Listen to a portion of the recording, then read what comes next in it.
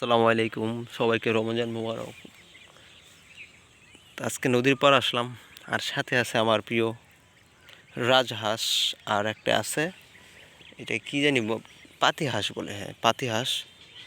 তো ওরা মাঠে ঘাস খাচ্ছে আর আমি এখানে এই এই ঘাস কাটতেছি, এই যে কাছি আমার হাঁসের জন্য। তো অনেকেই হাঁস পালার ইচ্ছুক, আমি অনেক অনেক পদের হাঁস পালছি, কিন্তু রাজহাঁস কখনো পালিনি।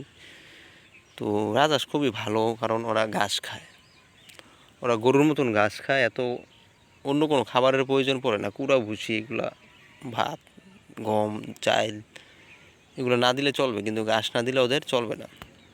তো যে পানি ঘাস খায় তাদেরকে পালাটা খুবই সহজ, কারণ খরচ কম। আর তাছাড়া ওরা এত ভক্ত হয়, মানে যারা পালে তাদের ভক্ত হয় কি বলবো।